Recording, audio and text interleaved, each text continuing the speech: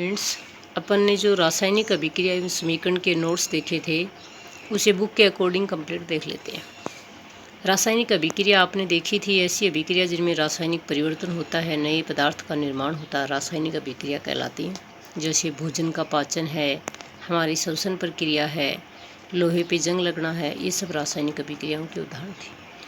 इसके अलावा आपने एक क्रियाकलाप करके रासायनिक अभिक्रिया को इजली समझा था कि मैग्नीशियम रिबन को जब स्पिरिट से जलाया जाता है, बर्नर से जलाया जाता है, तो वाच ग्लास में जो आपको श्वेत कलर का चूर्ण प्राप्त होता है वो मैग्नीशियम ऑक्साइड का चूर्ण है। मैग्नीशियम के दहन को आपको चित्र की सहायता से दिखाया गया है। अगले 2-3 एग्जाम्पल और रासायनिक अभिक्रियाओं के जनरली आपको बताए गए। एग्जाम में इसी पैटर्न से इनको पूछ लिया जाता है तो इनको कंप्लीट कर लेते हैं। लेड नाइट्रेट PbNO3, इसको पोटेशियम आयोडाइड यानी KI से अभिक्रिया करवाई जाती है तो लेड आयोडाइड बन जाता है और साथ में पोटेशियम नाइट्रेट रासायनिक अभिक्रिया का उदाहरण है। इसी प्रकार से आप दानेदार जिंक को यदि तनु सल्फ्यूरिक अम्ल या हाइड्रोक्लोरिक अम्ल के विलयन में डालोगे, अभिक्रिया अपने को सावधानीपूर्वक करनी है और इसमें हाइड्रोजन गैस का निर्माण होता है। कोई भी रासायनिक अभिक्रिया होगी तो क्या क्या परिवर्तन होंगे, इसको आपको बताया गया है कि रासायनिक अभिक्रिया में पदार्थ की अवस्था में परिवर्तन हो सकता है, उसके रंग में परिवर्तन हो सकता है, गैस का निकास या उत्सर्जन हो सकता है, तापमान में परिवर्तन हो सकता है। ये सारे के सारे परिवर्तन हैं वो रासायनिक अभिक्रियाओं में संपन्न होते हैं। अब अगला है रासायनिक समीकरण। किसे कहते हैं रासायनिक समीकरण? हमने नोट्स में देखा था कि कोई भी रासायनिक अभिक्रिया हो रही है, उसमें जो पदार्थ भाग ले रहे हैं उनको प्रतीक की सहायता से लिखना, यानी मैग्नीशियम का Mg प्रतीक लिख दिया, इसी प्रकार से ऑक्सीजन का O2 प्रतीक लिख दिया और बनने वाला पदार्थ मैग्नीशियम ऑक्साइड है जिसका MgO प्रतीक लिख दिया। तो रासायनिक समीकरण है वो रासायनिक अभिक्रियाओं को प्रतीक के रूप में लिखना या रासायनिक अभिक्रियाओं को संक्षिप्त रूप में लिखना रासायनिक समीकरण कहलाता। जैसे आपको मैग्नीशियम के ऑक्सीजन के साथ अभिक्रिया जो दहन अभिक्रिया उसको सामान्य बताया है, फिर उसे प्रतीक की सहायता से आपको बताया कि रासायनिक समीकरण में इन्हें प्रतीक की सहायता से किस प्रकार लिख सकते हैं। अब एक इम्पोर्टेंट बात यह है कि किसी भी रासायनिक समीकरण को लिखते समय हम उसके मध्य भाग में तीर का निशान लगाकर दर्शाया जाता है और तीर के निशान के बाईं ओर जितने भी पदार्थ आते हैं वो सारे अभिकारक होंगे। 2 या 2 से अधिक अभिकारकों के बीच में योग का चिन्ह आएगा, जबकि दाईं ओर जितने भी पदार्थ आते हैं वो उत्पाद होंगे और 2 या 2 से अधिक उत्पाद होने पर उनके मध्य में भी प्लस का निशान आएगा या प्लस लगाकर दर्शाया जाता है। रासायनिक समीकरण को लिखना जनरली अपन को पहले भी पता है कि जो भी अभिक्रिया दी गई है उसमें जो पदार्थ हैं उनको प्रतीक से लिखना। जैसे मैग्नीशियम है तो Mg प्रतीक लिख दिया आपने, ऑक्सीजन है O2 प्रतीक लिख दिया, बनने वाला पदार्थ क्या हो गया MgO मैग्नीशियम ऑक्साइड। ये एक रासायनिक समीकरण है। अब अगला टॉपिक है इम्पोर्टेंट, संतुलित रासायनिक समीकरण। कोई भी रासायनिक अभिक्रिया संपन्न हुई है तो उसमें अभिकारक में किसी पदार्थ के कितने तत्व या परमाणु हैं और उत्पाद में कितने तत्व या परमाणु हैं। अभिकारक और उत्पाद में किसी भी पदार्थ के तत्व या परमाणु की संख्या समान होना संतुलित रासायनिक समीकरण कहलाता है। और ये कहाँ से आया है? 9वीं कक्षा में आपने द्रव्यमान संरक्षण का नियम पढ़ा था, जिसमें आपने देखा था कि रासायनिक अभिक्रिया में द्रव्यमान का नहीं तो निर्माण होता है और नहीं विनाश, यानी जितना द्रव्यमान अभिकारकों का होता है उतना ही द्रव्यमान किसका होता है उत्पाद का होता है। इसे द्रव्यमान संरक्षण का नियम कहते हैं और ये द्रव्यमान संरक्षण ही संतुलित रासायनिक समीकरण को लेकर आया है। दूसरे शब्दों में रासायनिक अभिक्रिया में पहले और उसके पश्चात प्रत्येक तत्व के परमाणु की संख्या क्या रहती है? समान रहती है। इसे कंकाली समीकरण को संतुलित करना आवश्यक है, क्योंकि द्रव्यमान संरक्षण के नियम को कोई भी समीकरण है वो फॉलो करता है, उसके अनुसार होता है। देखो आपने देखा जिंक की अभिक्रिया आपने तनु सल्फ्यूरिक अम्ल से करवाई थी तो जिंक सल्फेट हाइड्रोजन गैस बन रही है।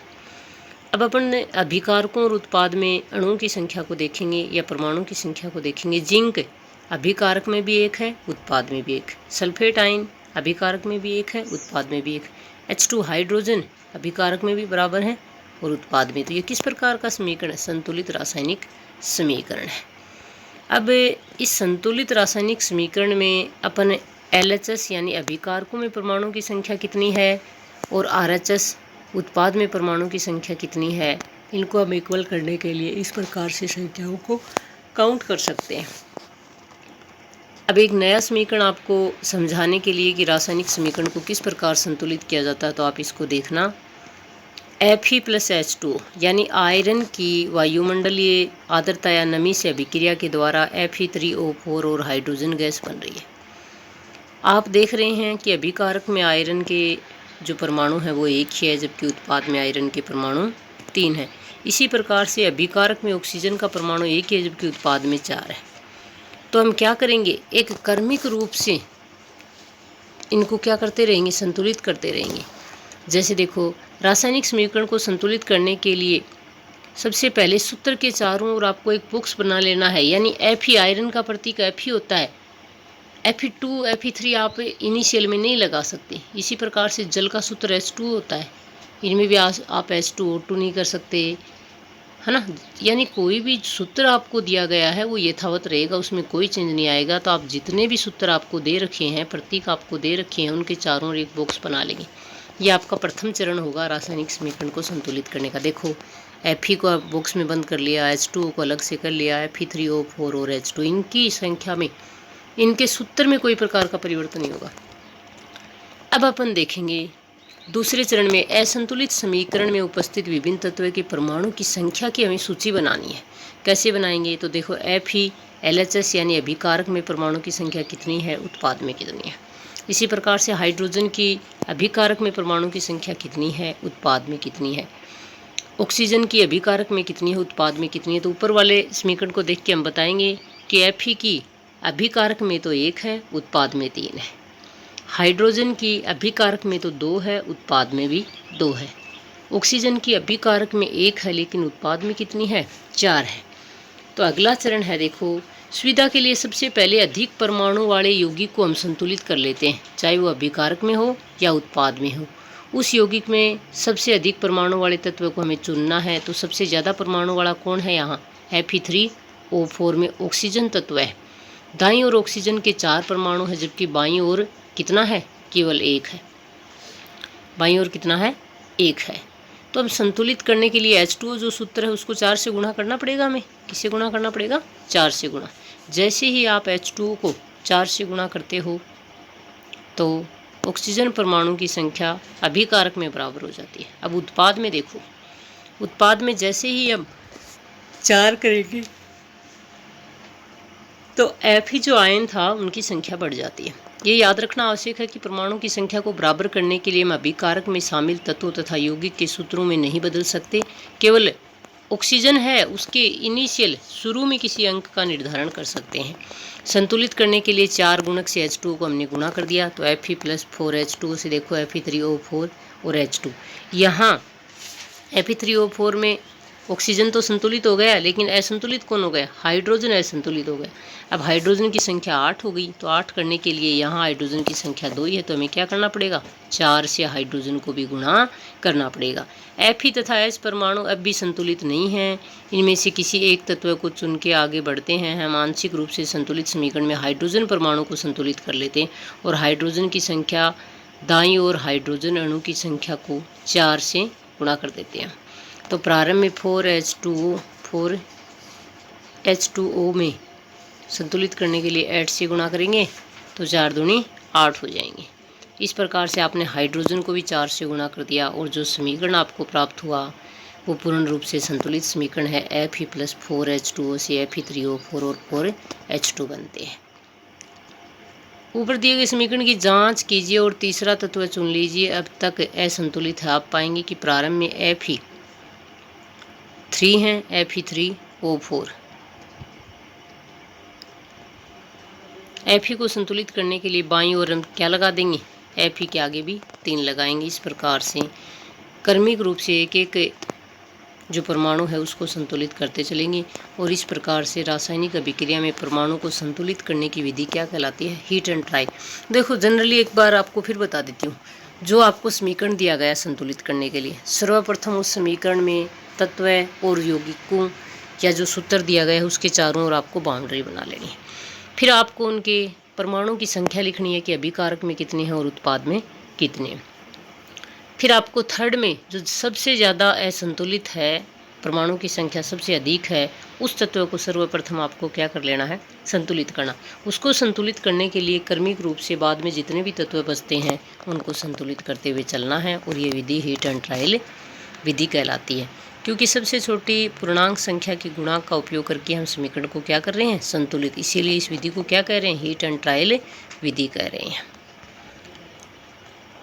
अब लास्ट में समीकरण को कम्प्लीटली लिखने के लिए उसकी भौतिक अवस्थाओं को भी हमें संकेत के रूप में लिखना चाहिए।